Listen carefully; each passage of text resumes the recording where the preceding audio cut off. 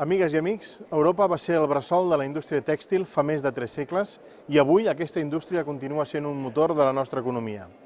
Encara que sigui un sector molt arrelat a la nostra economia, el tèxtil no és vell, ja que les empreses han apostat clarament per la innovació, per un compromís social corporatiu i una vocació exportadora.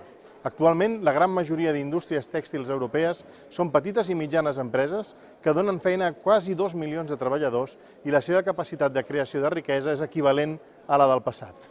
Ara bé, què necessita aquest sector per tirar endavant avui en dia? El sector tèxtil necessita sobretot una regulació clara i vàlida a tot arreu i necessita també que les decisions es puguin prendre amb la major rapidesa possible.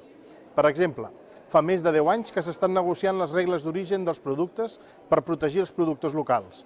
Tenen tota la raó quan ens diuen no podem acceptar que un debat polític es pugui mesurar en anys. Ens cal també definir uns estàndards de qualitat i de seguretat europeus, però sobretot hem d'exigir les mateixes condicions als productes que venen de fora per protegir la indústria europea de la competència deslleial.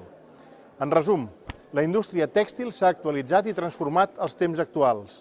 Vivim constantment noves revolucions industrials, però el que avui necessita aquest sector és que des de les institucions se li doni l'aixopluc necessari per poder treballar a casa seva, a Europa, per seguir mantenint la seva producció, la seva qualitat i la seva competitivitat.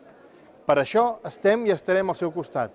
Només així assegurarem la pervivència dels llocs de treball d'avui i del demà i, en definitiva, la pervivència d'un sector històric que ha estat protagonista de la història de Catalunya i d'Europa i que ho vol seguir sent. Moltes gràcies i fins aviat.